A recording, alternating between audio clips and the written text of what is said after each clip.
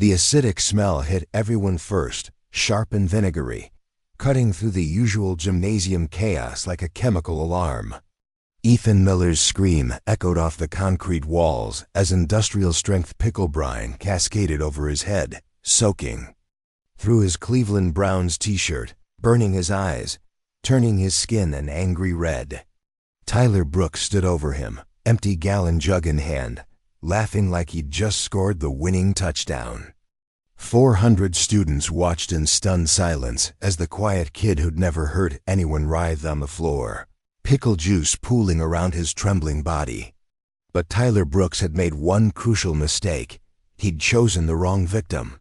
You see, what happened next would expose secrets that had been buried for decades, destroy carefully constructed lies, and prove that sometimes the most dangerous person in the room is the one nobody notices. This wasn't just another case of high school bullying gone too far. This was the day Tyler Brooks learned that Ethan Miller wasn't just any quiet kid. He was a chemical resistance specialist who'd been preparing for this moment his entire life. Before we jump back in, tell us where you're tuning in from. And if this story touches you, make sure you're subscribed, because tomorrow I've saved something extra special for you. 3 hours earlier, Ethan Miller sat alone in Riverside High's chemistry lab, morning sunlight streaming through windows that hadn't been properly cleaned since the Clinton administration. His fingers worked methodically, measuring precise amounts of sodium bicarbonate into a small glass vial, then adding drops of indicator solution until the mixture turned a perfect shade of blue. Around him, beakers and test tubes stood like tiny soldiers in formation, each one labeled in his careful handwriting. This was his sanctuary, the one place in all of Riverside High where he felt truly safe. While other 17-year-olds were posting TikToks or arguing about last night's game, Ethan was conducting experiments that would make college professors jealous. He understood molecular structures the way other kids understood social media. Algorithms. He could predict chemical reactions like meteorologists predicted weather patterns. The lab door creaked open, and Ms. Rodriguez poked her head inside, her graying hair pulled back in its usual practical bun. She'd been teaching chemistry for 23 years, and Ethan Miller was easily the most gifted student she'd ever encountered. Not just smart, but intuitive about chemistry in ways that couldn't be taught from textbooks. "Morning, Ethan," she said, noting the complex setup on his workbench. "Working on something interesting?" "Just testing neutralization reactions," he replied quietly, not looking up from his work. "Different base concentrations, various acid strengths. Seeing how quickly I can achieve perfect pH balance." Ms. Rodriguez stepped closer, recognizing the sophisticated nature of his experiment. This wasn't homework. This was advanced research that belonged in graduate-level coursework. She'd been trying for months to convince Ethan to enter the state science fair, but he always declined, claiming he preferred working alone.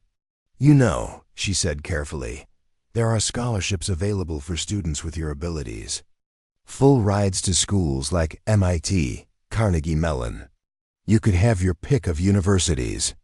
Ethan finally looked up, his dark eyes serious behind wire-rimmed glasses. "I'm not really the scholarship type, Ms. Rodriguez. I don't do well with attention." She wanted to argue, wanted to tell him that hiding his brilliance was a waste of an extraordinary gift, but she'd learned not to push too hard. Ethan Miller was like a rare chemical compound, stable under the right conditions, but volatile when subjected to pressure. Instead, she simply nodded and left him to his work. The first bell rang, echoing through empty hallways as students began filtering into the building. Ethan carefully cleaned his equipment, sealed his samples in labeled containers, and locked them in his personal storage cabinet. Ms. Rodriguez had given him his own key after discovering he was coming in 2 hours early every day just to use the lab. He gathered his worn backpack and headed for first period, keeping his head down as he navigated the crowded hallway. This was survival strategy number 1, remain invisible. Don't make eye contact. Don't draw attention. Don't give anyone a reason to notice you exist. For 3 years, this approach had mostly worked. He'd managed to avoid the worst of what Tyler Brooks and his crew dished out to kids like him. But lately, something had changed. The harassment was becoming more frequent, more personal. It started small, as it always did. Textbooks knocked off his desk. Locker combinations mysteriously changed. Anonymous messages telling him to kill himself. Standard high school cruelty that he'd learned to navigate like a scientist navigating a hazardous chemical spill. Carefully, methodically, with protective equipment always ready. The problem was Jessica Rodriguez, Ms. Rodriguez's niece, and Tyler Brooks's recent ex-girlfriend. 3 months ago, she'd approached Ethan for chemistry tutoring, desperate to pass advanced placement chemistry so she could get into veterinary school. Her uncle had recommended Ethan, calling him the most gifted student he'd ever taught. Those tutoring sessions had been the best part of Ethan's junior year. Jessica was different from the other popular kids. She actually listened when he explained molecular bonding. She asked intelligent questions about chemical reactions. She treated him like a human being instead of furniture that occasionally moved. Tyler Brooks had noticed their friendship and decided it was a threat that needed to be eliminated. The golden boy quarterback who'd never heard the word no couldn't handle his ex-girlfriend spending time with the class nerd, so he'd begun a campaign of systematic harassment designed to make Ethan's life miserable enough that he'd stop tutoring Jessica. But Ethan Miller wasn't easily intimidated. He'd been bullied before by kids who thought being smart was somehow offensive. He'd developed thick skin and thicker defenses. What Tyler didn't understand was that Ethan's quiet nature wasn't weakness. It was careful observation, constant analysis, strategic thinking that would make military tacticians proud. In a P history, Ethan took his usual seat in the back corner, opened his notebook, and began sketching molecular diagrams in the margins while Mr. Thompson droned about the Industrial Revolution. He was calculating the exact pH level of various household acids. When a paper airplane landed on his desk, the message was written in Tyler's distinctive handwriting. Dead meat at lunch. Hope you're hungry. Below it, someone had drawn a crude picture of a jar with pickle juice written on the label. Ethan's heart rate increased slightly, but his expression remained neutral. He folded the paper carefully and tucked it into his backpack. Threats were just data points, and data points could be analyzed, prepared for, neutralized if necessary. During lunch, instead of heading to the cafeteria, Ethan made his way to the school library. He needed to make a phone call, and he needed to do it where Tyler's crew couldn't overhear. The librarian, Mrs. Patterson, had always been kind to him, even letting him eat lunch in the stacks when the cafeteria became too overwhelming. "Mrs. Patterson," he said quietly, approaching her desk, "could I use the phone in your office? It's important." She studied his face, noting the tension around his eyes, the way his usually steady hands trembled slightly. "Of course, dear. Take all the time you need." The call connected after 3 rings. "Sunset Manor, this is Nurse Williams." "Hi, it's Ethan Miller. I need to speak with my grandfather, please. It's urgent." "Oh, hello, Ethan. He's having one of his good days today. Let me get him for you." While he waited, Ethan's mind raced through possible scenarios. Tyler Brooks wasn't just planning another prank. The pickle juice threat was specific, deliberate. Industrial-strength brine could cause serious chemical burns, especially in sensitive areas like eyes and nasal passages. This was assault, possibly even attempted bodily harm. "Ethan, my boy," came his grandfather's voice, clearer than it had been in months. "What's troubling you?" Walter Miller had worked 43 years at the DuPont chemical plant in Circleville, starting as a maintenance worker and retiring as a senior safety engineer. He'd survived 3 major chemical spills, 2 explosions, and countless smaller incidents that would have killed men with less knowledge and preparation. Most importantly, He'd passed that knowledge on to his grandson during countless afternoons in the basement workshop.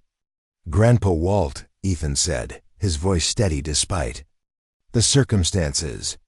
"I need to ask you about acid resistance. Specifically, neutralizing organic acids on human skin." There was a pause. When his grandfather spoke again, his voice carried the weight of decades spent handling dangerous chemicals. "Son, are you in trouble?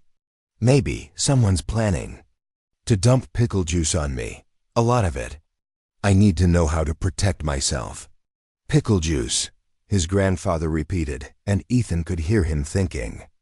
"That's mostly acetic acid, sodium chloride, various organic compounds. Concentrated enough, it'll burn skin and mucous membranes. But you already know that, don't you?" "Yes, sir." "I need to know about countermeasures." Smart boy. Always thinking ahead, just like your grandmother used to say. His voice grew more focused, shifting into the tone he'd used when teaching Ethan about chemical safety. "You'll need a strong base to neutralize the acid. Sodium bicarbonate solution, mixed it. Precisely the right concentration. Too weak and it won't work. Too strong and you'll cause different burns." Ethan was already taking notes, his pen moving across paper in quick, efficient strokes. "What ratio?" 2 parts sodium bicarbonate to 1 part water with a small amount of glycerin to protect the skin. Mix it fresh, keep it in a spray bottle." "But Ethan," his grandfather's voice grew serious, "if someone's planning to assault you with chemicals, you need to tell an adult. This isn't a science experiment." "I will, Grandpa. I promise, but I need to be prepared first." "You're your grandfather's grandson," Walt said, pride evident in his voice. "Always prepared, always thinking 3 steps ahead. Just remember what I taught you about chemical safety. The goal isn't to hurt anyone, it's to protect yourself." "I remember, Grandpa." "Good. Now there's something else you need to know. Something I never told you about my time at DuPont." The line crackled with static, but Ethan held his breath, knowing his grandfather was about to share something important. 1987, there was a spill in Building C. Preparing and narrating this story took us a lot of time, so if you are enjoying it, subscribe to our channel. It means a lot to us. Now back to the story. Some fool had mixed incompatible chemicals, created a toxic cloud that could have killed everyone in the plant. Management wanted to evacuate, call in hazmat teams, shut down for weeks. But I knew exactly what to do. What happened? I neutralized it. Took me 4 hours, working alone with nothing but basic chemistry knowledge and protective equipment I'd built myself. Saved the company millions of dollars and probably saved lives. But the important thing, Ethan, is that I didn't fight the chemical. I understood it. I worked with its properties, used its own nature against it. The lesson wasn't lost on Ethan. Sometimes the best defense wasn't resistance. It was understanding your opponent so completely that you could predict their moves before they made them. "Thanks, Grandpa. I love you." "I love you too, son. And Ethan, call me tonight. Let me know you're safe."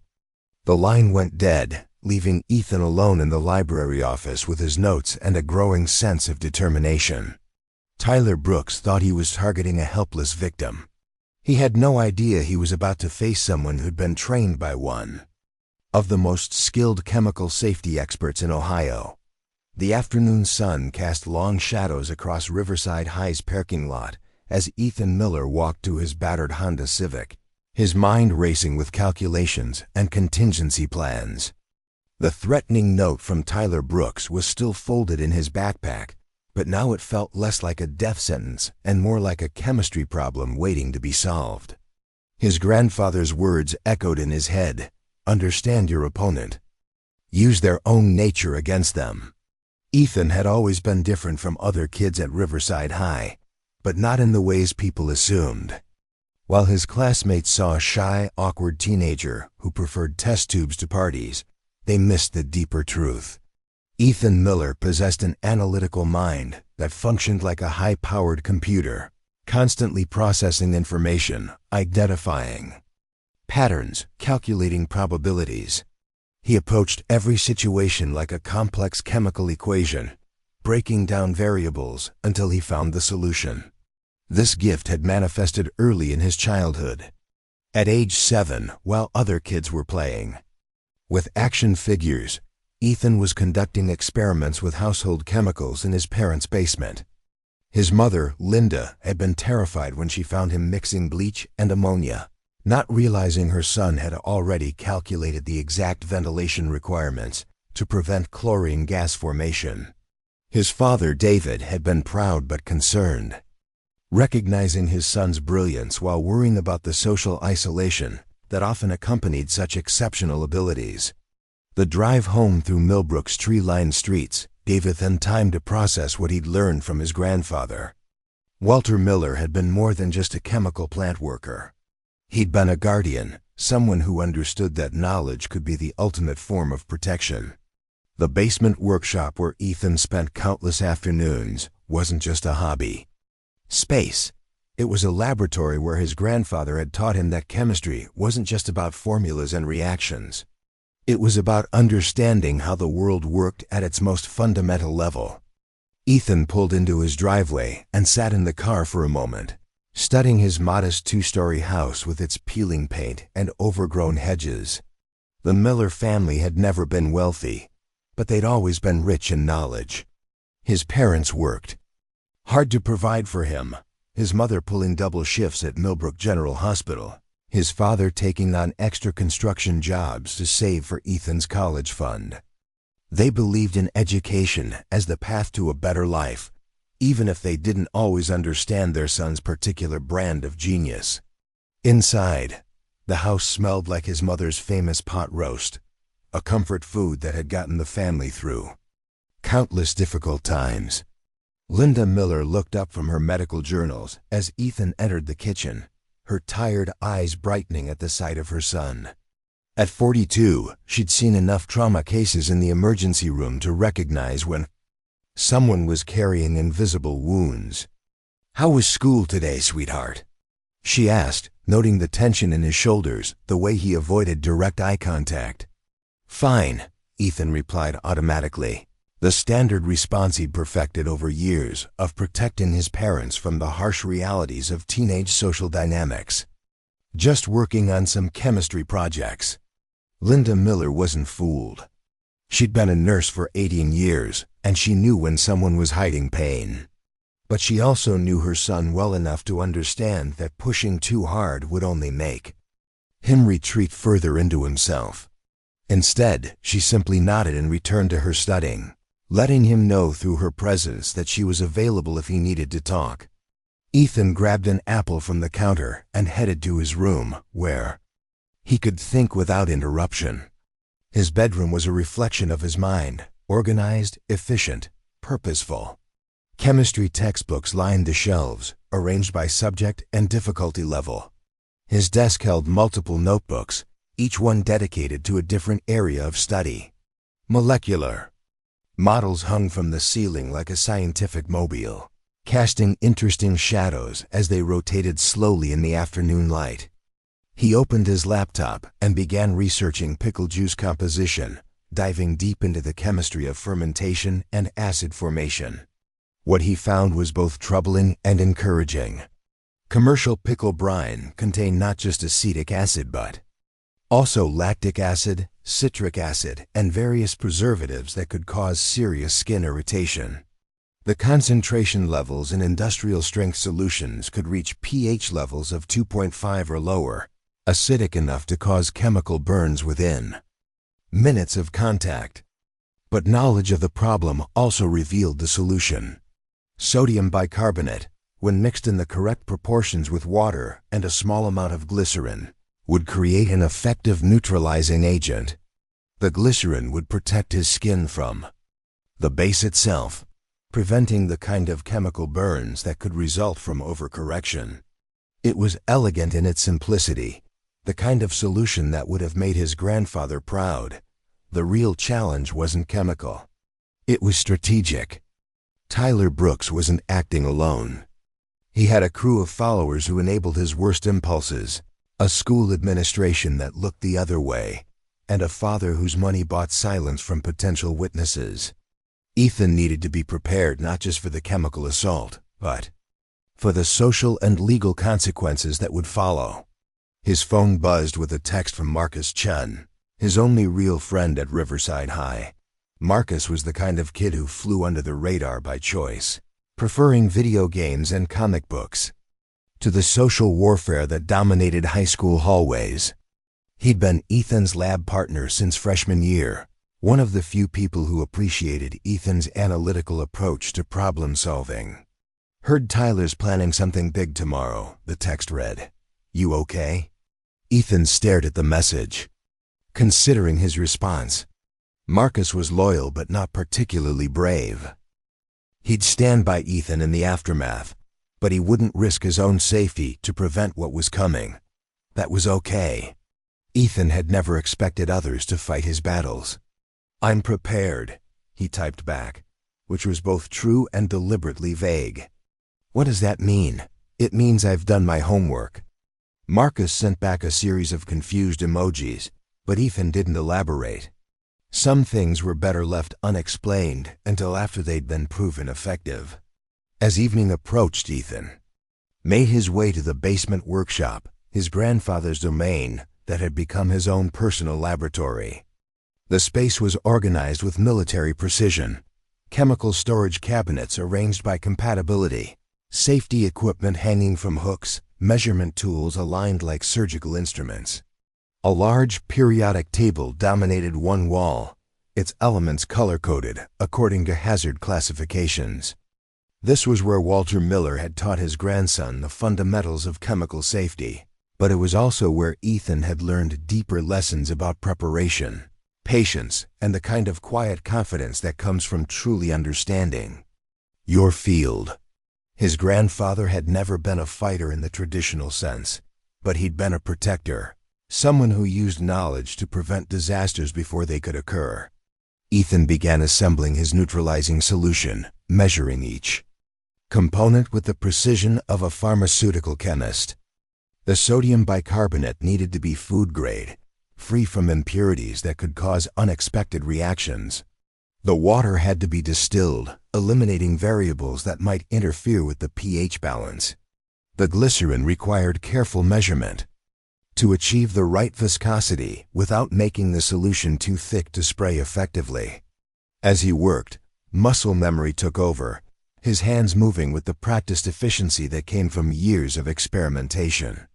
This basement had been his refuge during middle school, when the isolation had felt overwhelming and the future had seemed impossibly bleak. His grandfather had found him here one afternoon, crying over a failed experiment, and had sat down beside him with the patience of someone who understood that learning required failure. "Chemistry isn't about perfection," Walter had said, examining Ethan's notes with serious attention. "It's about understanding. Every failed experiment teaches you something new about how molecules behave. Every mistake brings you closer to the solution." Those words had become Ethan's philosophy, not just for chemistry but for life. Tyler Brooks represented a particularly complex problem, but every problem had a solution if you gathered enough data and applied the right principles.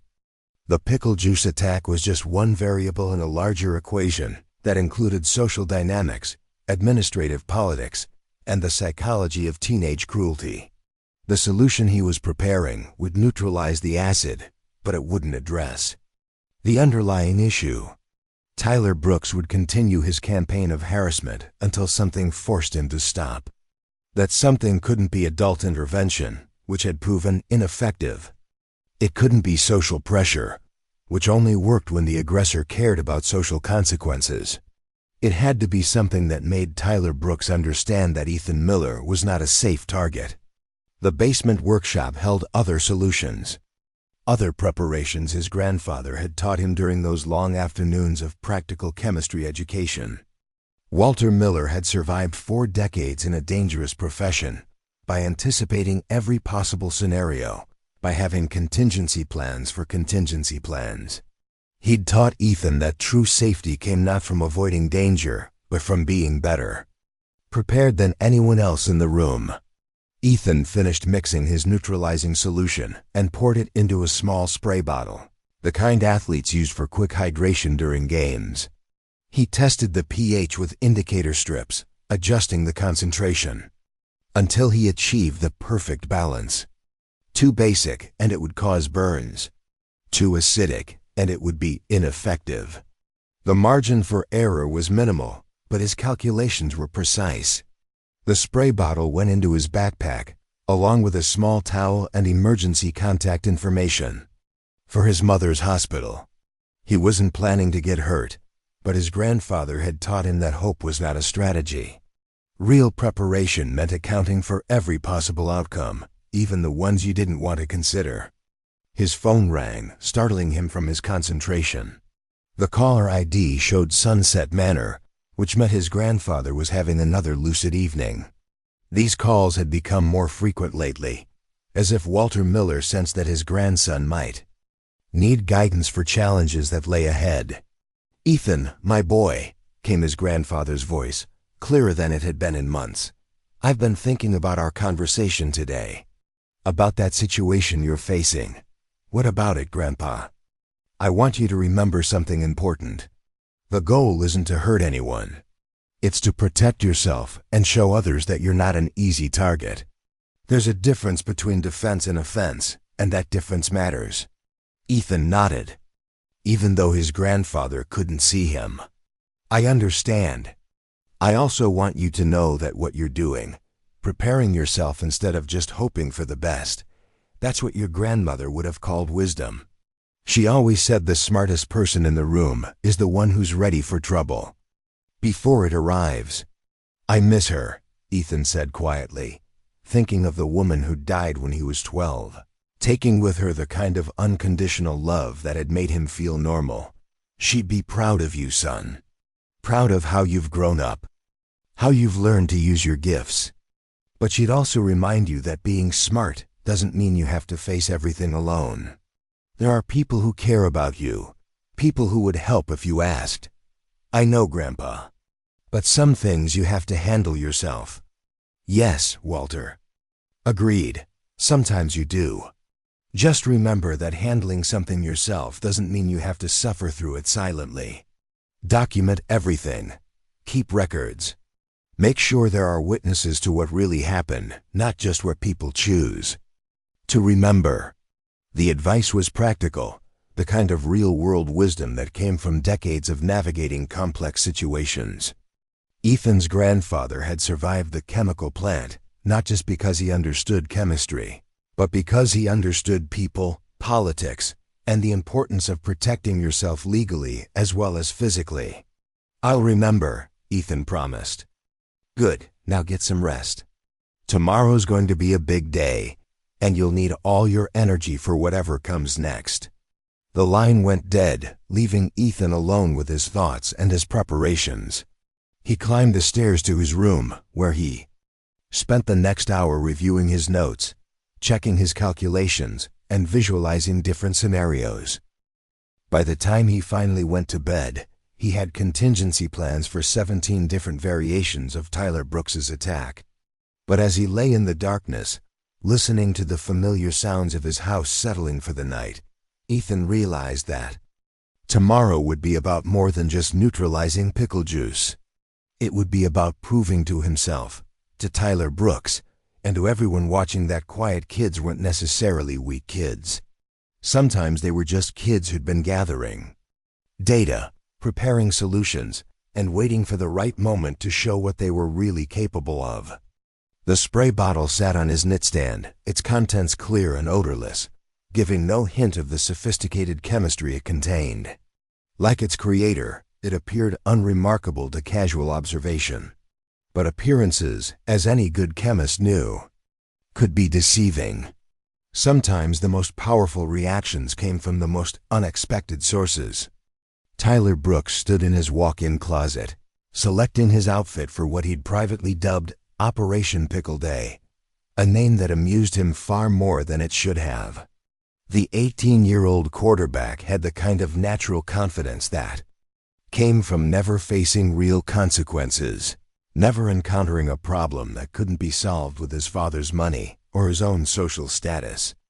At 6'2", with the broad shoulders and easy smile that made college recruiters salivate, Tyler had been golden from birth, literally and figuratively. The Brooks family mansion sat on 12 acres of manicured lawn in Millbrook's most exclusive neighborhood, a monument to new money and old arrogance. Robert Brooks had built his fortune through a series of strategic real estate investments and a willingness to cut corners that would have landed less connected men in prison. His son had inherited not just wealth, but the toxic belief that rules applied to other people, that consequences were something poor kids worried about. Tyler's room was a shrine to his own success. Trophies from 8 years of youth football, framed newspaper clippings highlighting his athletic achievements, recruitment, letters from Division I colleges arranged like military medals. The walls were covered with photos of Tyler in various poses of triumph, surrounded by teammates, cheerleaders, and family members who'd never questioned his version of events. It was the room of someone who'd never experienced failure, never learned that actions had consequences beyond the immediate gratification of getting what you wanted. The pickle juice plan had been brewing in Tyler's mind for weeks, ever since he discovered that Jessica Rodriguez was still texting with that chemistry nerd despite their breakup. The thought of his ex-girlfriend preferring conversation with Ethan Miller over reconciliation with him was intolerable. Tyler Brooks didn't lose girlfriends to lesser men, especially not to pale, scrawny weirdos who spent their free time playing with test tubes instead of throwing footballs. Jessica had been different from his usual conquests. While most girls at Riverside High threw themselves at him with embarrassing desperation, she'd made him work for her attention. She'd challenged his opinions, called him out on his casual cruelty, demanded that he be better than his worst impulses. For a brief moment, Tyler had almost believed he could change, could become the kind of person worthy of someone like Jessica Rodriguez. But change required effort, self-reflection, and the acknowledgement that his behavior might be wrong. Those concepts felt foreign to someone who'd been told since birth that he was special, destined for greatness, entitled to whatever he wanted. It was easier to blame Jessica for being ungrateful, to punish Ethan for corrupting her with his intellectual influence, than to examine the possibility that Tyler Brooks might not be the hero of his own story.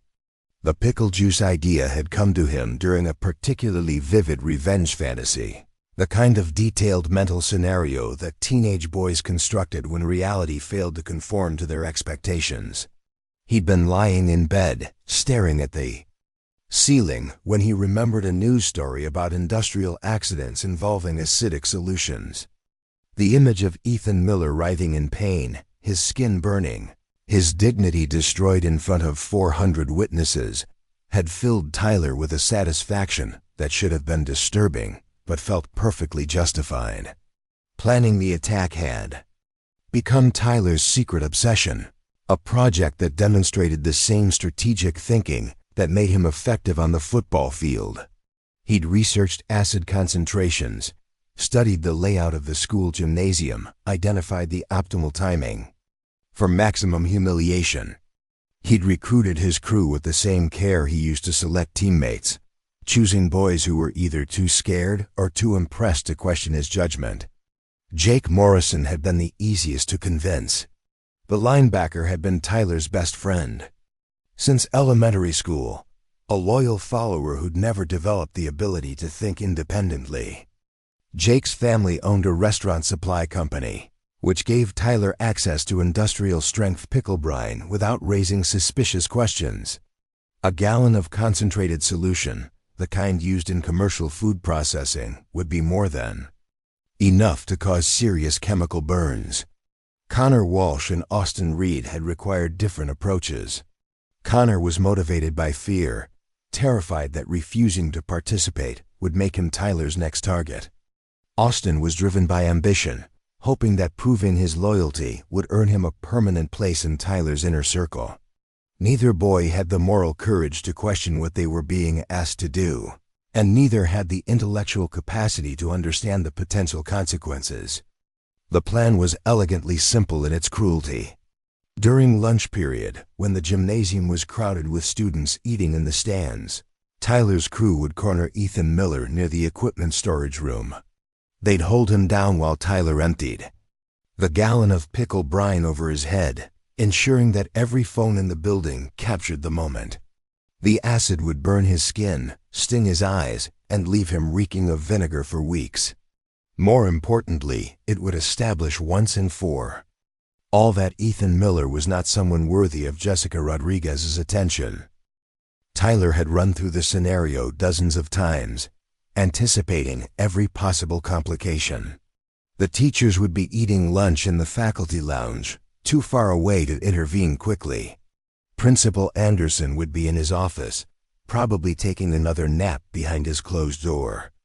The few students who might object would be too outnumbered to matter, and their phone footage would only serve to spread the humiliation further. The beauty of the plan was its deniability. Tyler would claim it was just a prank, a harmless joke that got out of hand. His father's lawyers would argue that teenage boys couldn't be held responsible for not understanding the chemical properties of pickle juice.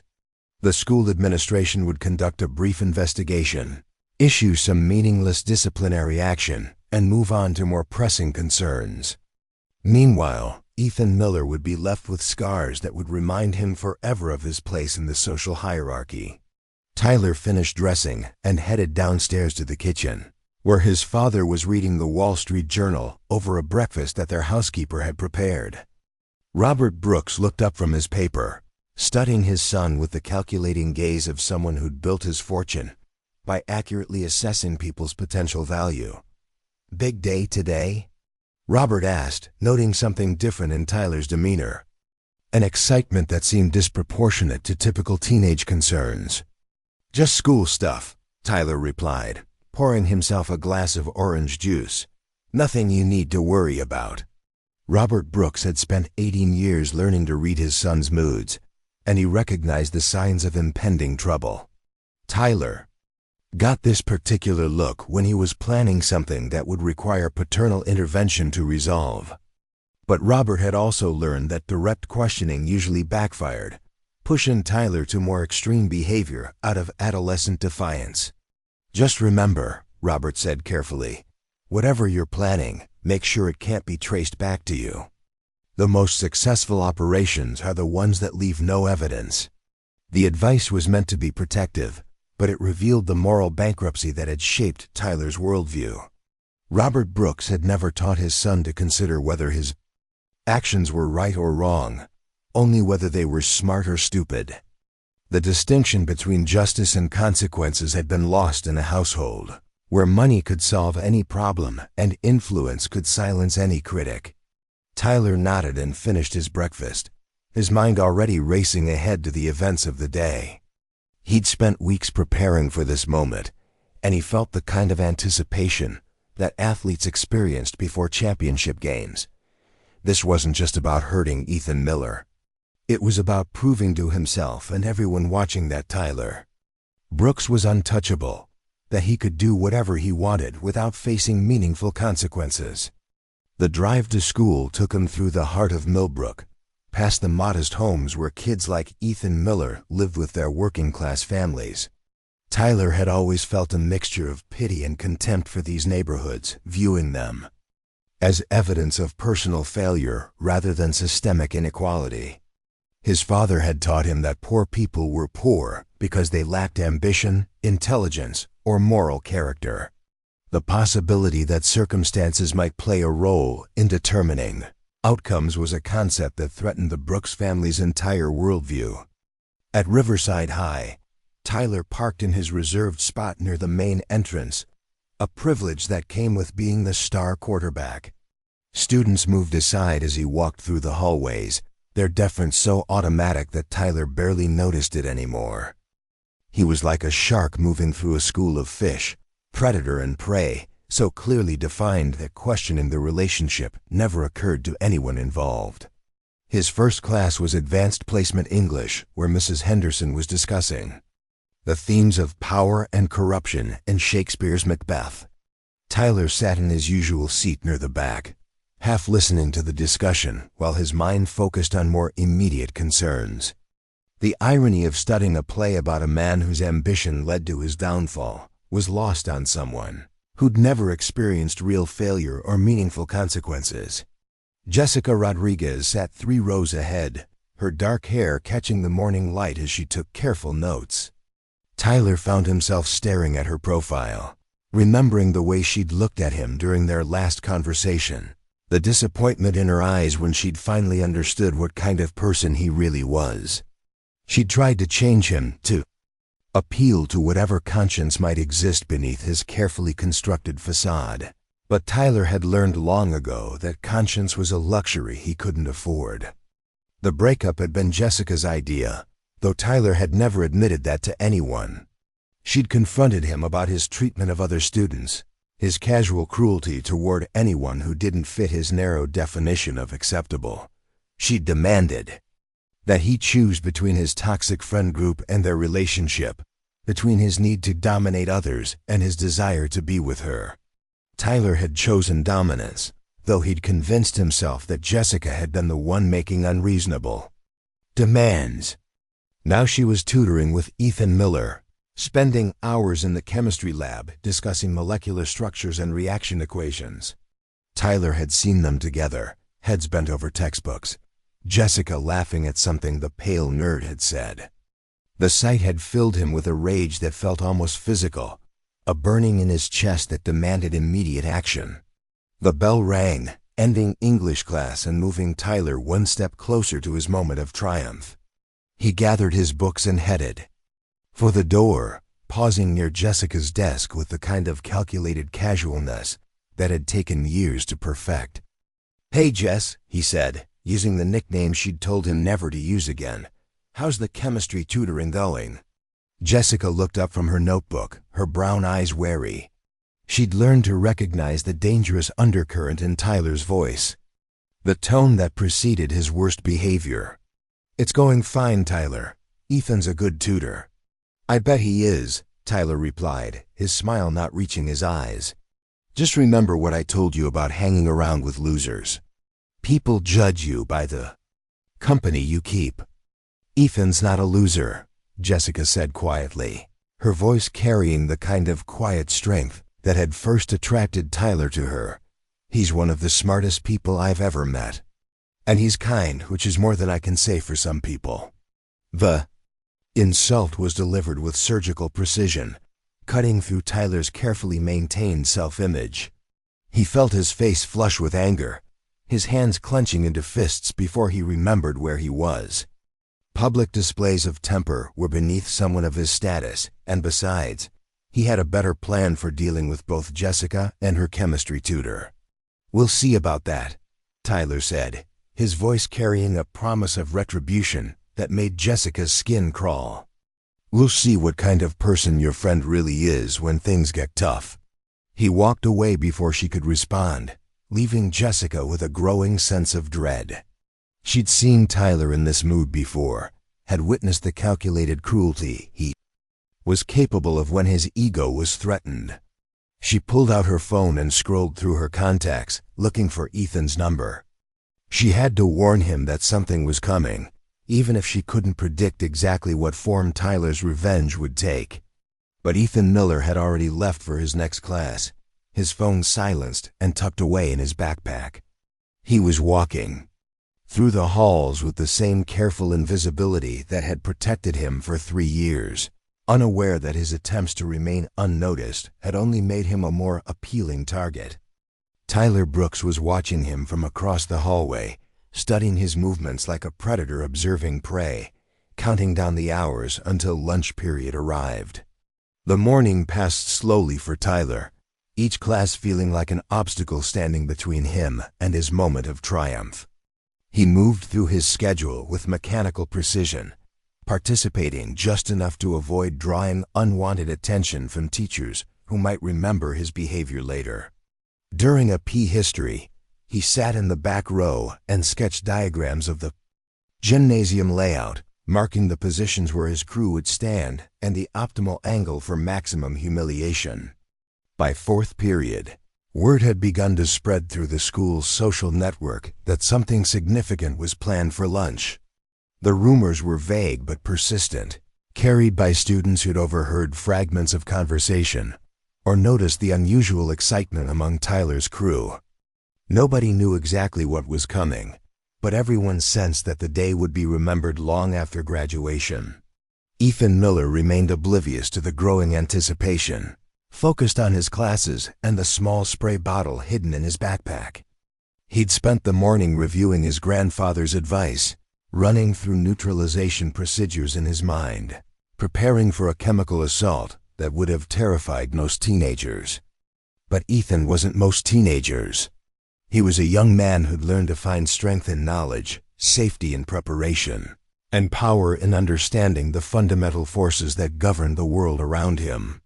The lunch bell rang at exactly 12:15, signaling the beginning of what would become the most talked-about day in Riverside High's recent history. Tyler Brooks stood up from his desk, straightened his Letterman jacket, and headed toward the gymnasium with the confidence of someone who'd never lost a battle. He had no idea that he was about to face an opponent who'd been preparing for this moment his entire life. The gymnasium at Riverside High buzzed with the familiar chaos of lunch period. 400 students scattered across bleachers that had witnessed decades of teenage drama. But today felt different, charged with an undercurrent of anticipation that made conversations quieter and glances more furtive. Students clustered in their usual social formations, yet there was an awareness in the air, like the atmospheric pressure drop that precedes a thunderstorm. Marcus Chun sat alone on the third row of bleachers, picking at his sandwich while keeping one eye on the entrance doors. His best friend Ethan had been acting strange all morning, carrying himself with a tension that Marcus had never seen before. The text exchange from the night before had left him unsettled, wondering what Ethan meant by being prepared for whatever Tyler Brooks had planned. Marcus had been Ethan's lab partner since freshman year, which made him one of the few people who truly understood the depth of his friend's scientific knowledge. While other students saw Ethan as the quiet kid who got good grades, Marcus had witnessed him solve complex chemical equations like other kids solved crossword puzzles. He'd watched Ethan identify unknown compounds by smell alone, predict reaction outcomes with uncanny accuracy, and demonstrate an intuitive understanding of molecular behavior that impressed even their teachers. But Marcus also knew that Ethan's brilliance came with a price. The same analytical mind that made him exceptional at chemistry also made him hyper-aware of social dynamics, constantly processing the subtle signals that most teenagers missed. Ethan could calculate the exact moment when a conversation would turn hostile, predict which students would become targets, and analyze the complex power structures that governed high school life with the same precision he brought to balancing equations. Jessica Rodriguez entered the gymnasium carrying her usual lunch tray, her movements betraying none of the anxiety that had been building since her encounter with Tyler that morning. She'd tried calling Ethan twice during the break between classes, but both calls had gone straight to voicemail. The growing sense of dread in her stomach told her that something terrible was about to happen, and she felt helpless to prevent it. Jessica had been tutoring with Ethan for 3 months now, and those sessions had become the highlight of her week. Unlike the superficial interactions that dominated most high school relationships, her conversations with Ethan had depth and substance. He explained complex concepts with patience and clarity, never making her feel stupid when she struggled with difficult material. More importantly, he treated her like an intellectual equal, something she'd never experienced with Tyler or any of the other popular kids. The tutoring sessions had revealed sides of Ethan that most students never saw. Behind his quiet exterior was a young man with genuine passion for learning, someone who found beauty in the elegant simplicity of natural laws. He'd shown her how chemical reactions followed predictable patterns, how understanding those patterns could help you anticipate and control outcomes. The lessons had been about more than chemistry. They'd been about finding order in chaos, about using knowledge as a tool for navigating an unpredictable world. Jessica scanned the gymnasium, looking for any sign of Ethan or Tyler's crew. She spotted Jake Morrison near the equipment storage room, his usual position when Tyler was planning something that required muscle over intelligence. Connor Walsh and Austin Reed were scattered throughout the crowd, trying to look casual while maintaining visual contact with their leader. The formation was subtle but unmistakable to someone who'd spent 2 years learning to read Tyler's tactical patterns. Near the main entrance, Tyler Brooks made his grand entrance with the theatrical timing that had made him effective on the football field. He moved through the crowd with deliberate slowness, allowing his presence to be noticed and acknowledged. Students parted before him like water around a ship's hull, their deference so automatic that most weren't even conscious of the movement. Tyler carried himself with the confidence of someone who'd never faced real opposition, never encountered a problem that couldn't be solved through intimidation or social pressure. His Letterman jacket was perfectly arranged, his hair styled with the kind of casual precision that took significant time and effort to achieve. Everything about his appearance was calculated to project strength, success, and the kind of effortless superiority that made other students feel inadequate by comparison. But beneath the carefully maintained exterior, Tyler was running on pure adrenaline and nervous energy. He'd spent the morning visualizing this moment, running through every possible scenario, preparing for what he expected to be the defining victory of his high school career. The gallon of industrial-strength pickle brine was hidden in Jake's equipment bag, along with the spray bottles and protective gear that would prevent Tyler's crew from suffering the same fate as their target. The plan was elegant in its simplicity and devastating in its potential impact.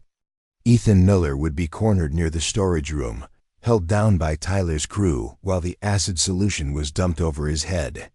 The chemical burns would be severe, enough to require medical attention, but not so severe as to constitute attempted murder. The humiliation would be total and permanent, recorded by dozens of phone cameras and shared across every social media platform within hours. Tyler had chosen the gymnasium specifically for its acoustic properties and sight lines. Every scream would echo off the concrete walls, every moment of agony would be visible to hundreds of witnesses. The psychological impact would extend far beyond the immediate physical damage, establishing Tyler's dominance in a way that would be remembered long after graduation. What Tyler didn't understand was that his target had been preparing for this confrontation with the same methodical precision that characterized everything Ethan Miller did. While Tyler had been planning an attack, Ethan had been developing a defense system based on principles of chemistry that Tyler couldn't begin to comprehend. The quiet kid who'd spent years avoiding confrontation had finally been pushed beyond his breaking point, and his response would demonstrate capabilities that no one at Riverside High had imagined. Ethan appeared in the gymnasium doorway at exactly 12:23, his timing deliberate and calculated. He'd spent the morning in the chemistry lab, making final adjustments to his neutralizing solution and running through emergency procedures that his grandfather had taught him during countless basement workshops. The small spray bottle in his backpack contained a precisely calibrated mixture of sodium bicarbonate, distilled water, and glycerin that would neutralize acid on contact while protecting his skin from chemical burns. But the spray bottle was only one component of Ethan's preparation. He'd also studied the gymnasium's layout, identified potential escape routes, and calculated the optimal positions for minimizing the acid's contact with his skin. More importantly, he'd prepared documentation that would establish the premeditated nature of Tyler's attack, including screenshots of threatening messages and photographs of previous harassment incidents. Marcus Chun noticed Ethan's arrival and felt his stomach tighten with apprehension. His friend was moving with unusual purpose, his typically hunched shoulders straight and his head held high. There was something different about Ethan's posture, a confidence that Marcus had never seen before. It was as if the quiet, anxious teenager had been replaced by someone who'd made peace with whatever was about to happen. Jessica Rodriguez also spotted Ethan and immediately began moving in his direction, hoping to intercept him before Tyler's plan could unfold. She'd spent the morning trying to think of ways to warn him, to convince him to skip lunch or stay in the chemistry lab where he'd be safe. But even as she hurried across the gymnasium floor, she could see Tyler's crew moving into position, their coordination suggesting that whatever was planned had already begun. The next few minutes unfolded, with the inexorable momentum of a chemical reaction reaching its activation energy. Tyler Brooks began his approach, flanked by Jake Morrison and trailed by Connor Walsh and Austin Reed. Their formation was casual enough to avoid suspicion, but tight enough to prevent escape. Students throughout the gymnasium sensed the shift in energy, conversations trailing off as attention focused on the developing confrontation. Ethan Miller stood near the center of the gymnasium floor, his backpack slung over one shoulder and his hands relaxed at his sides. To casual observers, he appeared calm and unafraid, but Marcus Chun could see the subtle signs of preparation. Ethan's weight was balanced on the balls of his feet. His breathing was controlled and rhythmic, and his eyes were tracking multiple targets simultaneously. Tyler Brooks closed the distance between them with predatory confidence, his smile carrying the kind of malicious anticipation that made Jessica's skin crawl. He'd been waiting for this moment for weeks, fantasizing about the look of terror in Ethan's eyes when he realized what was about to happen. The thought of total victory, of finally putting the chemistry nerd in his place, filled Tyler with savage satisfaction. Well, Tyler said, his voice carrying across the suddenly quiet gymnasium. Look what we have here. The famous Ethan Miller, all by himself. Where's your lab partner, science boy? Where's your little girlfriend to protect? You? Ethan's response was delivered in the same steady tone he used to answer questions in chemistry class. I'm not looking for trouble, Tyler. I just want to eat my lunch in peace. Peace? Tyler laughed, the sound harsh and artificial. That's funny. See, I don't think you understand how things work around here. You've been getting above yourself lately, spending time with people who are way out of your league. Maybe it's time someone taught you about knowing your place. The conversation was being recorded by at least 20 phones, the modern equivalent of a Greek chorus documenting the unfolding drama. But unlike ancient tragedies, this confrontation would be shared instantly across social media platforms, preserved forever in the digital archive of teenage cruelty. Jake Morrison moved closer, his equipment bag slung over his shoulder and his face showing the kind of nervous excitement that preceded violence. Connor Walsh and Austin Reed flanked Ethan from the sides, their positioning preventing any easy escape route. The formation was practiced and efficient, the result of weeks of planning and rehearsal. You know what your problem is, Miller? Tyler continued, his voice growing louder and more theatrical. You think you're better than everyone else. You think your little chemistry tricks make you special. But you're not special. You're just a loser who needs to learn some respect. Marcus Chun stood up from his position in the bleachers, his heart pounding as he watched his best friend being surrounded. He wanted to intervene, to call for help, to do something that might prevent what was clearly about to happen. But he was just one person against Tyler's crew, and he knew that joining the confrontation would only make things worse. Jessica Rodriguez was still pushing through the crowd, trying to reach Ethan before Tyler's plan could be executed. She could see the equipment bag in Jake's hand, could sense the violent energy building among Tyler's crew. Her voice cut through the gymnasium's acoustic chaos as she called out a warning. Ethan, get out of there. They're planning something. But it was too late. Tyler Brooks had committed to his course of action, and nothing short of administrative intervention could stop what was about to happen. He nodded to Jake Morrison, who reached into his equipment bag and pulled out a gallon jug filled with industrial-strength pickle brine. The acidic solution sloshed ominously as Jake twisted off the cap, releasing a vinegar smell that made nearby students wrinkle their noses in disgust. "Last chance, science boy," Tyler said, his voice carrying the kind of false reasonableness that preceded most acts of teenage violence. "Apologize for corrupting my girlfriend. Promise to stay away from your betters, and maybe we'll go easy on you." Ethan Miller's response would be remembered and quoted for years afterward, not just by the students who witnessed it, but by the investigators who would later examine the incident. His voice was steady and clear, carrying the quiet confidence of someone who'd finally stopped running from confrontation. "I'm not apologizing for being Jessica's friend," Ethan said. "I'm not apologizing for being smarter than you. And I'm definitely not apologizing for existing. If you want to try something, Tyler, go ahead. But you should know that I'm not as helpless as you think." The challenge was issued with the kind of calm certainty that made Tyler Brooks pause for just a moment. For the first time in his life, he was facing someone who didn't seem afraid of him, someone who appeared to welcome the confrontation rather than trying to avoid it. The hesitation lasted only seconds, but it was long enough for doubt to creep into Tyler's mind. Then Jake Morrison stepped forward with a gallon jug, and the moment for second thoughts passed. Tyler Brooks had built his reputation on never backing down from a challenge, never showing weakness in front of his followers. The pickle juice attack would proceed as planned, regardless of whatever false confidence Ethan Miller was displaying.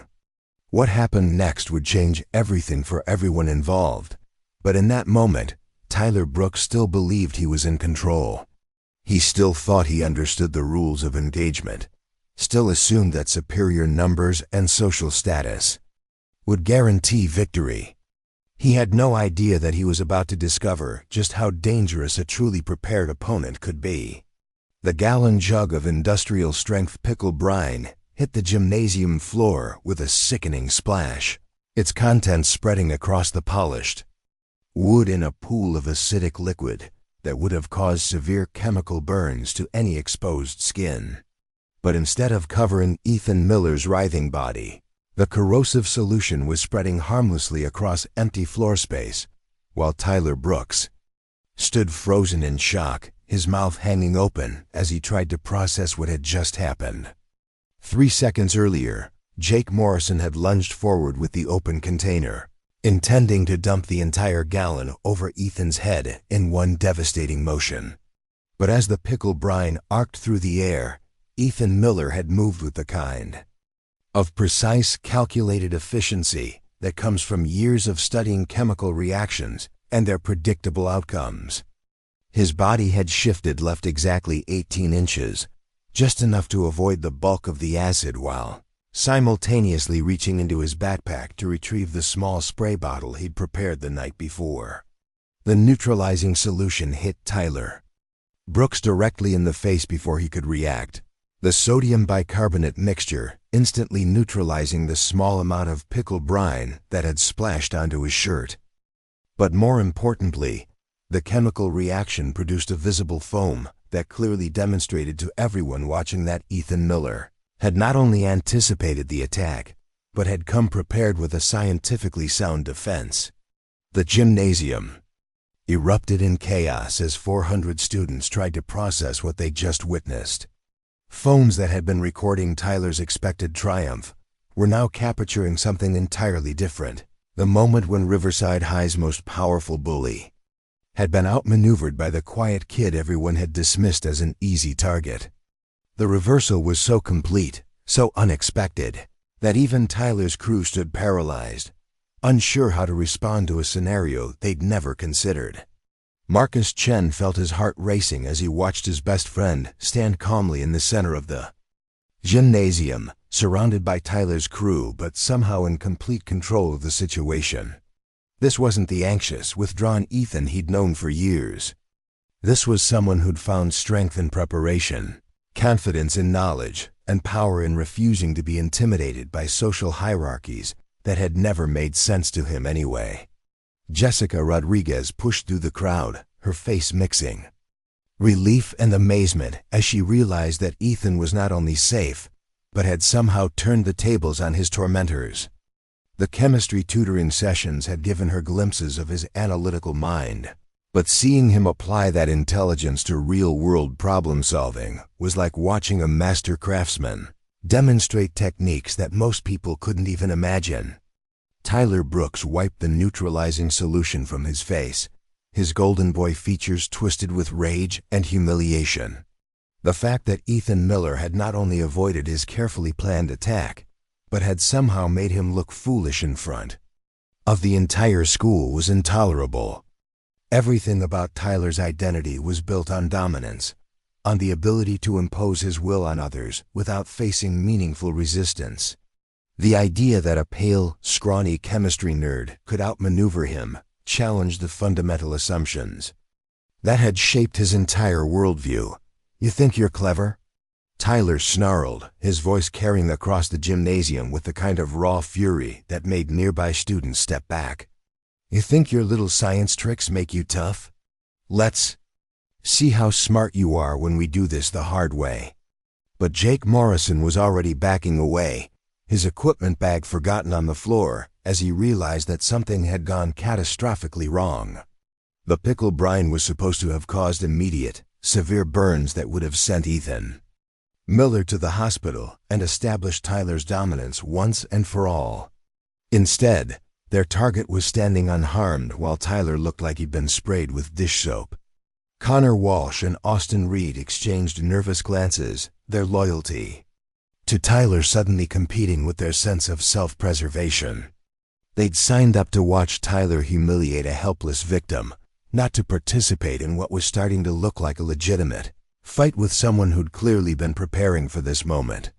The easy victory they'd been promised was turning into something unpredictable and potentially dangerous. Ethan Miller's response was delivered in the same calm, analytical tone he used to explain chemical reactions to confused classmates. "The thing about acids, Tyler, is that they're only dangerous if you don't understand them. I've been studying acid-base reactions since I was 12 years old. Did you really think you could surprise me with something as basic as acetic acid?" The explanation was both an answer and a challenge, delivered with the kind of quiet confidence that made Tyler's face flush with embarrassment. Everyone in the gymnasium could see that Ethan had not only anticipated the attack, but had understood its chemical properties well enough to prepare an effective countermeasure. The intellectual superiority that Tyler had always mocked was now being demonstrated in the most practical way possible. "I don't care about your stupid chemistry," Tyler shouted, his voice cracking with the strain of maintaining his aggressive facade. "I'm going to beat you down the old-fashioned way, and there's no spray bottle that's going to save you from that." But as Tyler moved forward, his fists clenched and his face twisted with rage, something unexpected happened. Ethan Miller didn't retreat, didn't cower, didn't show any of the fear that Tyler had been counting on. Instead, he reached into his backpack again and pulled out a small glass vial filled with a clear liquid that seemed to shimmer slightly in the gymnasium's fluorescent lighting. "Before you do something you'll regret," Ethan said, holding up the vial so everyone could see it. "You should know that this contains a solution of silver nitrate and sodium hydroxide.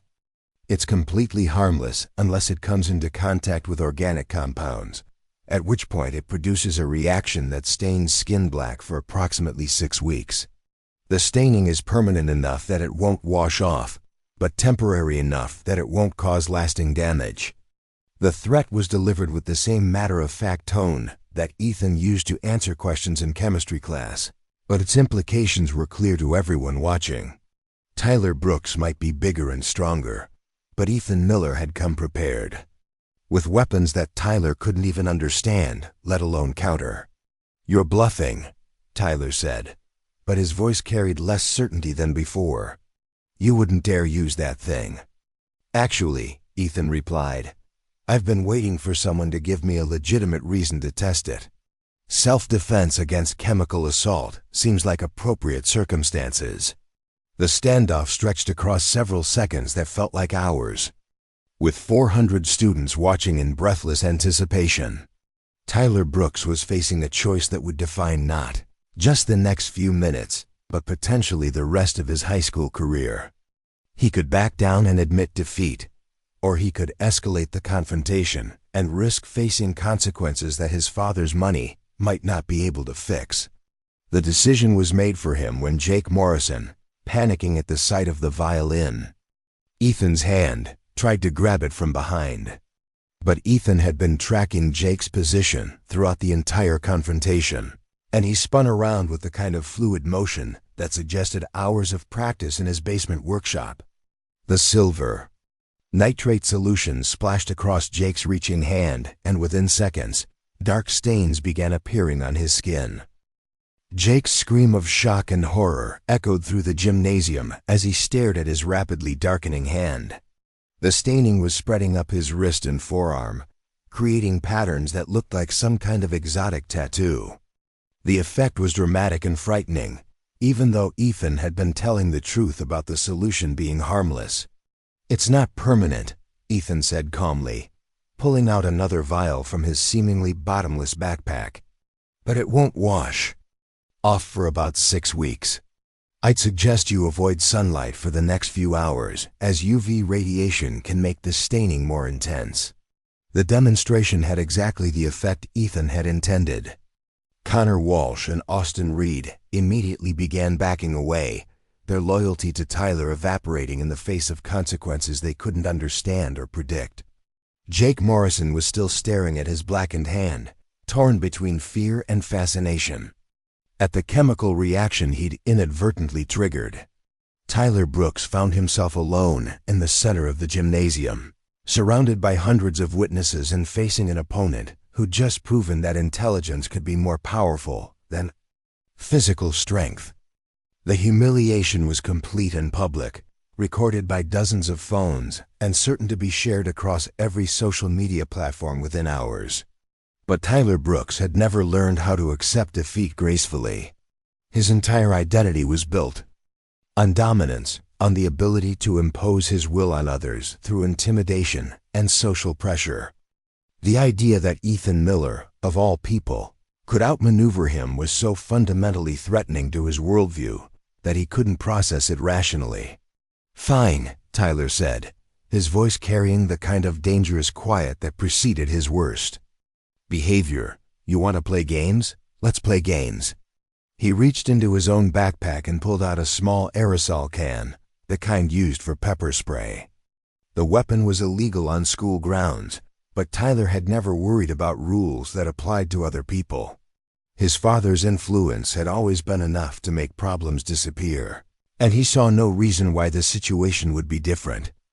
"Let's see how your chemistry works against this," Tyler said, raising the pepper spray and preparing to empty it into Ethan's face at close range.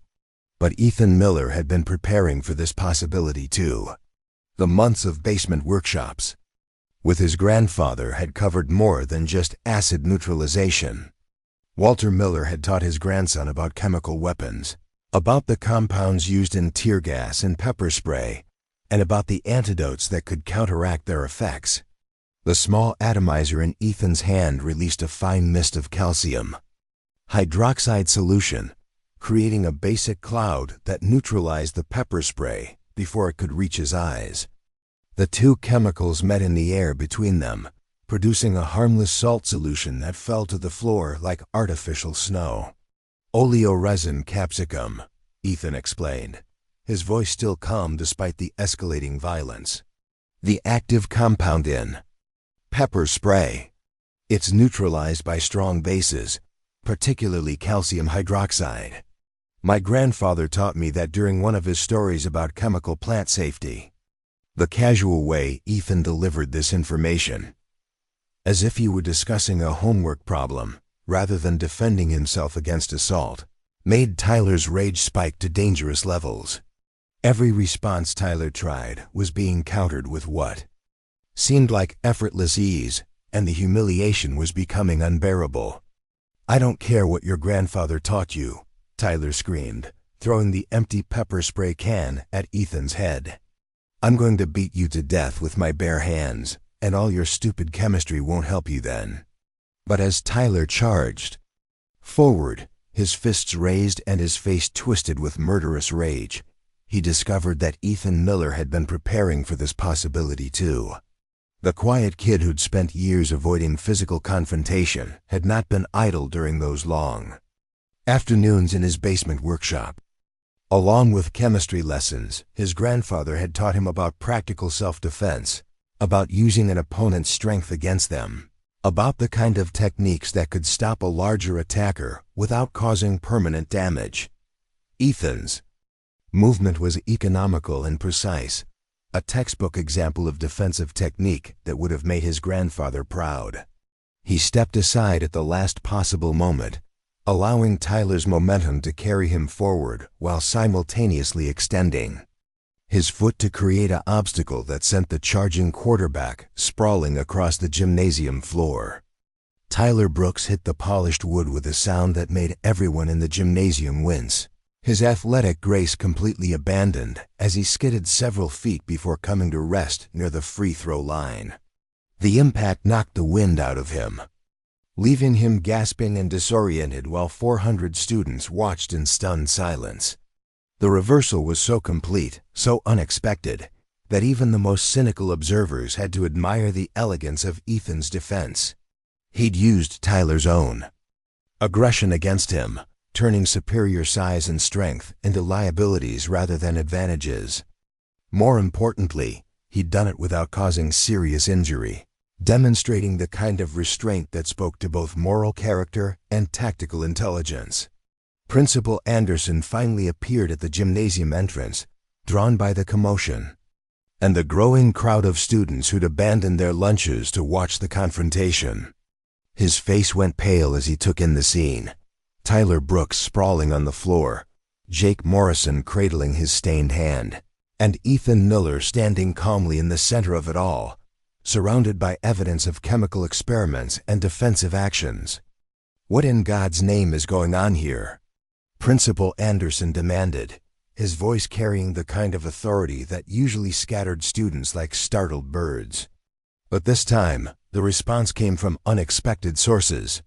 Jessica Rodriguez stepped forward, her phone already recording as she began documenting what she'd witnessed. Tyler Brooks and his crew tried to assault Ethan Miller with industrial-strength acid, she said, her voice clear and confident. Ethan defended himself using chemistry knowledge and minimal force. The explanation was supported by dozens of other students, all of whom had recorded different aspects of the confrontation. The evidence was overwhelming and undeniable. Tyler Brooks had planned and executed a premeditated chemical assault, while Ethan Miller had defended himself with intelligence, preparation, and remarkable restraint. Marcus Chun finally worked up the courage to join his friend, moving through the crowd to stand beside Ethan as the gymnasium began to empty. "Are you okay?" he asked, his voice mixing relief and amazement. "I'm fine," Ethan replied, beginning to pack his various chemical solutions back into his backpack. "Everything went according to plan." "You had a plan for this?" "I had 17 different plans," Ethan said, a slight smile crossing his face. "For the first time all day. I just never expected to need so many of them." The aftermath unfolded with the kind of bureaucratic efficiency that Ethan had come to expect from adult institutions. Tyler Brooks was suspended pending investigation. His pepper spray confiscated as evidence of weapons possession on school grounds. Jake Morrison was taken to the school nurse to have his stained hand examined, though the silver nitrate was already beginning to fade as Ethan had predicted. But the real consequences were social rather than administrative. By the end of the day, videos of the confrontation had been viewed hundreds of thousands of times across multiple platforms. Ethan Miller, the quiet kid who'd spent years being invisible, had become an overnight sensation as the student who'd outsmarted the school's most powerful bully using nothing but scientific knowledge and careful preparation. The story took on A life of its own as it spread beyond Riverside High. Local news stations picked up the footage, framing it as a David and Goliath story about intelligence triumphing over intimidation. National media followed, turning Ethan Miller into a symbol of how knowledge could be more powerful than physical strength or social status. But the attention made Ethan uncomfortable in ways that his years of invisibility had not. He'd never wanted to be famous, never sought the spotlight that now followed him everywhere. The chemistry lab that had been his sanctuary was now invaded by reporters and photographers, all wanting to document the workspace where he'd prepared his defensive solutions. 3 days after the gymnasium confrontation, Ethan found himself sitting in the office of Dr. Sarah Martinez, a guidance counselor who specialized in gifted students. She'd been brought in to help him navigate the opportunities that were suddenly available to him, including scholarship offers from universities that had seen the videos of his chemical defense. "You realize what you've accomplished, don't you?"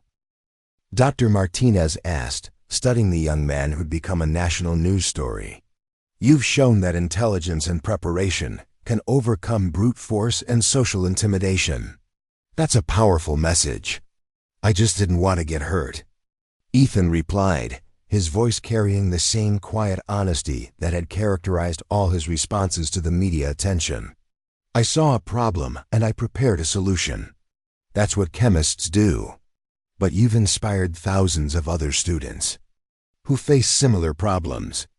Kids who are being bullied, who feel powerless, who think they have no options. You've shown them that knowledge can be its own form of strength." The conversation was interrupted by a knock on the door. Walter Miller entered the office, his eyes clearer than they'd been in months, as he took in the sight of his grandson sitting calmly despite all the chaos swirling around him. "Ethan, my boy," he said, his voice carrying the kind of pride that comes from seeing a lifetime of teaching vindicated. "I came as soon as I heard. Are you all right?" "I'm fine, Grandpa. Your lessons worked exactly like you said they would." Walter Miller nodded, his face showing the satisfaction of a teacher whose student had surpassed all expectations. "Your grandmother would be proud," he said. "She always said that the best defense against ignorance was education, and the best weapon against cruelty was understanding." The weeks that followed brought changes that Ethan had never anticipated. Tyler Brooks was expelled from Riverside High after the investigation revealed the premeditated nature of his assault. His college scholarship offers withdrawn as universities distanced themselves from the controversy. His father's attempts to minimize the incident backfired when additional evidence emerged of years of harassment and administrative cover-ups. But the most significant change was in Ethan himself.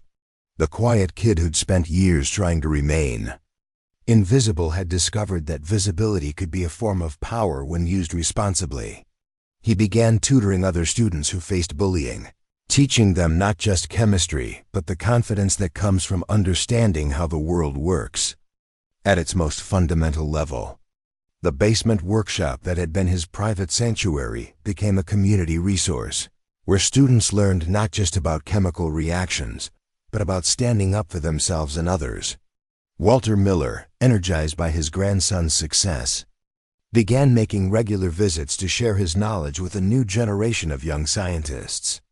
6 months after the gymnasium confrontation, Ethan Miller stood in the same chemistry lab where he'd prepared his defensive solutions.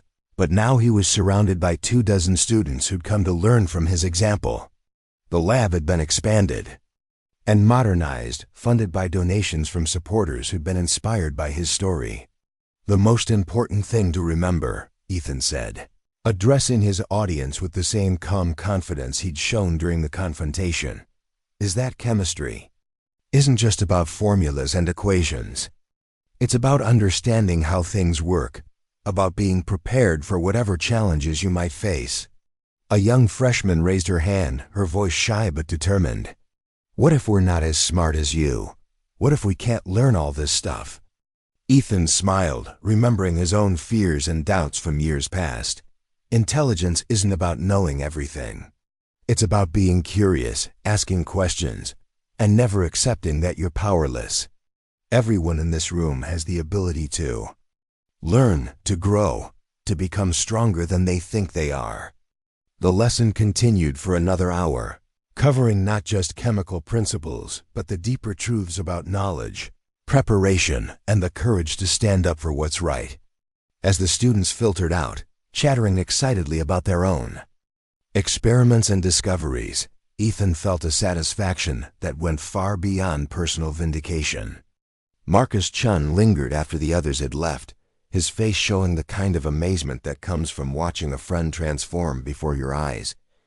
"You know what the craziest part is?" he said. "Tyler Brooks actually did you a favor. He pushed you to become the person you were meant to be." "Maybe," Ethan replied, cleaning up the lab equipment with the same methodical precision he'd always brought to his work. "But I think I was always this person. I just needed a reason to stop hiding." Jessica Rodriguez appeared in the doorway, her face bright with the kind of excitement that comes from seeing justice served and wrongs made right. "The university called," she said. "They want to offer you a full scholarship to their chemistry program with a research assistantship starting freshman year." The offer was everything Ethan had dreamed of and more. A chance to pursue his passion at the highest level while helping to train the next generation of scientists. But more importantly, it represented validation of the path he'd chosen, proof that intelligence and preparation could open doors that had seemed permanently closed. As evening approached and the school emptied out, Ethan Miller found himself alone in the chemistry lab where everything had started. The quiet kid who'd once felt powerless had discovered that true strength came not from avoiding confrontation, but from being prepared for it. He'd learned that knowledge was indeed power, but only when combined with the courage to use it responsibly. The small spray bottle that had started it all sat on the counter, empty now but still carrying the symbolic weight of the moment when everything changed. Ethan picked it up, remembering the fear he'd felt, but also the determination that had carried him through. The next chapter of his life was just beginning, but he was ready for whatever challenges lay ahead. Outside, the sun was setting over Millbrook, casting long shadows across the school grounds where so much had changed in such a short time. But inside the chemistry lab, surrounded by the tools and knowledge that had transformed him from victim to victor, Ethan Miller was already preparing for tomorrow's lessons, ready to help the next generation of students discover their own hidden strengths. The story of the quiet kid who'd outmaneuvered the school's most powerful bully using nothing but chemistry knowledge and careful preparation had become legend. But more importantly, it had become an inspiration for countless others who faced similar challenges, proving that sometimes the most powerful weapon against ignorance and cruelty was simply refusing to be intimidated by those who thought strength meant the ability to hurt others. Years later, when Dr. Ethan Miller stood in his own university laboratory, surrounded by graduate students and cutting-edge research equipment, he would still remember the lessons learned in that high school gymnasium. The importance of preparation, the power of knowledge, and the courage to stand up for what's right, even when facing overwhelming odds. These were the principles that had guided him from that moment of confrontation to a life of discovery and teaching, proving that sometimes the quietest voices can speak the loudest truths. Up next, you've got 2 more standout stories right on your screen. If this one hit the mark, you won't want to pass these up. Just click and check them out.